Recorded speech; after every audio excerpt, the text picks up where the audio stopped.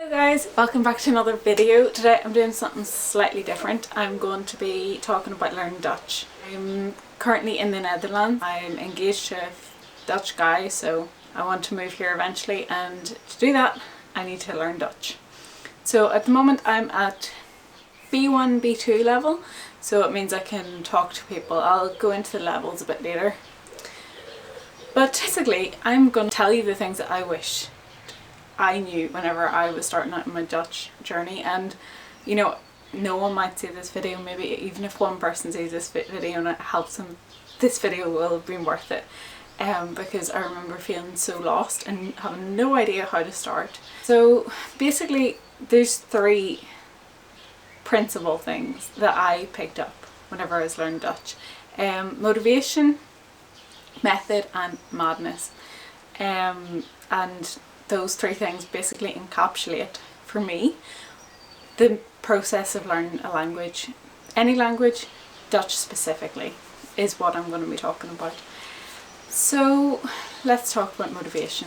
You know, you've different types of motivation. You know, if you are getting engaged to someone, you're going to move over here, maybe you've got a boyfriend, a girlfriend, you're moving over to the Netherlands, you're going to get a job. If you have a job opportunity and you want to move over here and you want to be able to talk to the people around you, maybe you have small motivations, maybe the culture is just really interesting, maybe you find the language a very interesting language, the food is really interesting. Whatever your reason is, you have small motivations and big motivations in my head. And what's small for me might be big for you, what's big for me might be small for you. For me, my big motivation is obviously moving here, and then I have small motivations as well. Like, I really like the culture, I really like the people, I really like being able to understand how other people are thinking, and I find it so cool to be able to talk to other people in different languages.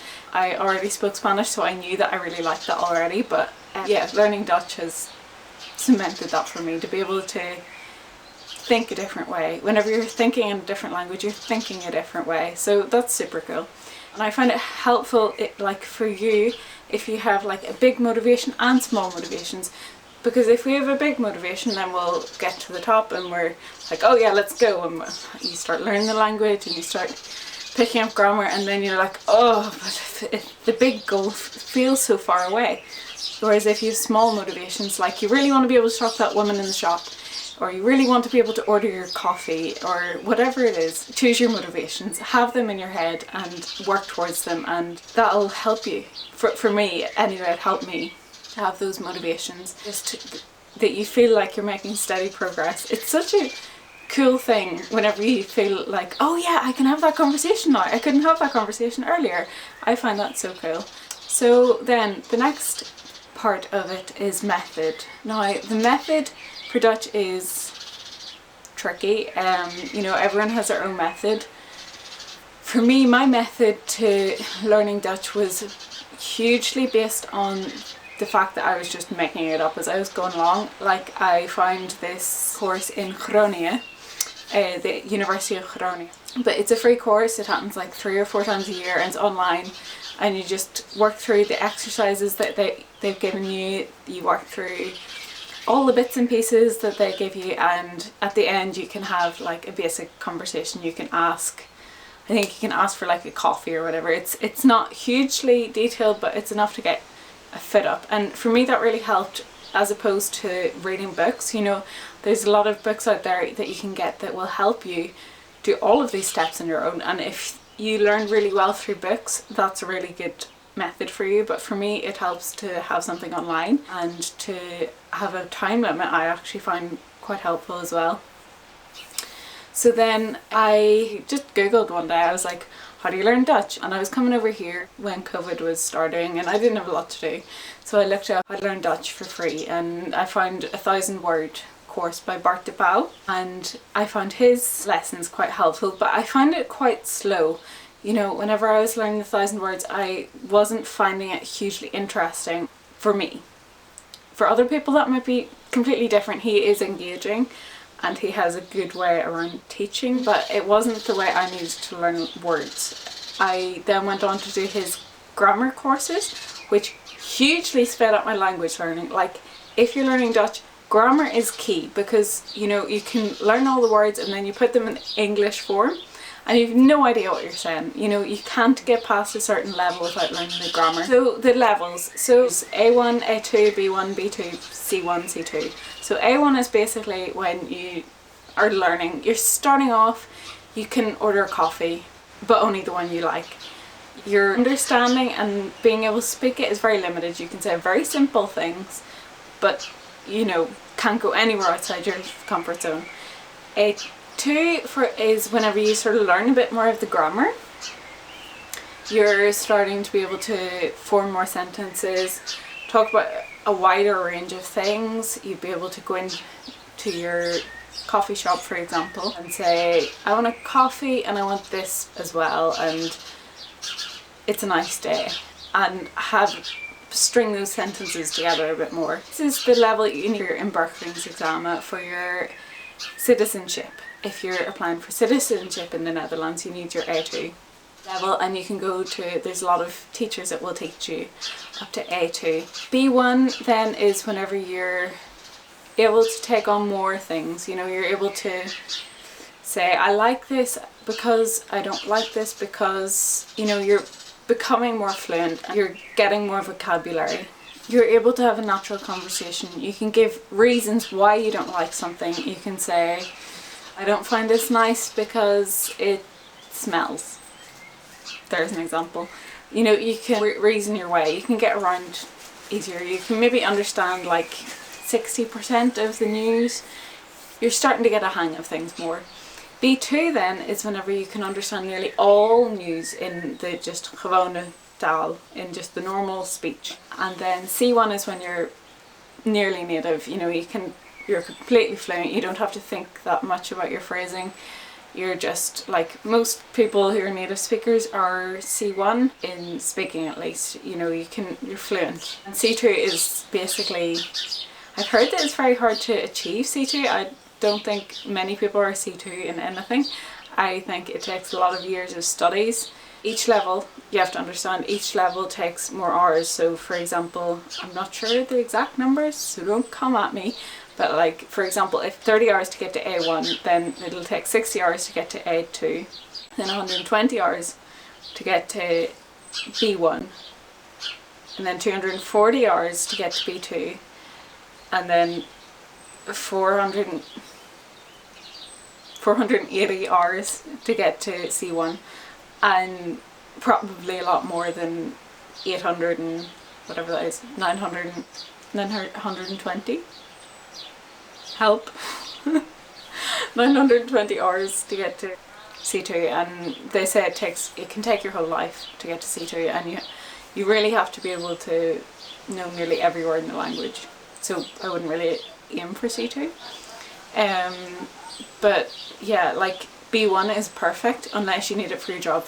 I personally need a B2 level for my job, so I'll be taking Nederlands tweede taal B2, and that's Dutch's second language, B2, and that's where I'm aiming to get to. So best way to learn a language is immerse yourself in it as much as possible. I'm so fortunate to live in this time period because we have so much access to resources. We have access to Spotify, we have access to Netflix, we have access to online groups where we can talk to all these people from all these places, which can really help with learning languages. It can help with other things too, but it can help with learning languages. And we don't have to just read it out of a book or go to the country, especially with COVID, makes it a bit more difficult. So for Spotify, there's some podcasts I would recommend. Echt in het Nederlands, and that's it means say it in Dutch, and basically she says it in Dutch but really slowly, and I'm fairly sure there's a transcript that you can pay to see as well, so you can read what she's saying as she's saying it. Whenever you're a bit higher in your level, my favourite podcast is Echt, gebeurt, where there's stories that really happen. That's what it means, really happen. They speak normal speed Dutch, and it really helps to gain a wider area of vocabulary because they're talking about so many different things. It started raining, so you might hear the rain. Apart from Spotify, there's also Netflix, which is really helpful. There's a few shows on there that are quite interesting. Especially if you live in the Netherlands, it's quite good to just look up Dutch. And there's a whole bunch of films for a variety of people's interests. There's not a whole lot outside the Netherlands, at least not in the UK, unless you have a VPN. But you can still look up Dutch and there's a few films on there. I found Disney Plus quite good, interestingly enough. They had quite a lot of films that were translated into Dutch, which was really cool. NOS is the Dutch news broadcasting system, so you can try that as well if you like watching the news. Other than that, there's also a few websites for learning vocab. Memrise is great. Duolingo is also great. Babbel is also quite good. I use Memrise myself. That was my favourite one. I just find that there's a set of 10 courses that you can do, and it's just nice to just work through it and you get quite a variety of vocab from it, so that's cool. The last one that I mentioned then was Madness. Madness is where you just use the language. Use and use and use and practice and practice and practice as much as you can. Even if you're not in the Netherlands, join a Discord group.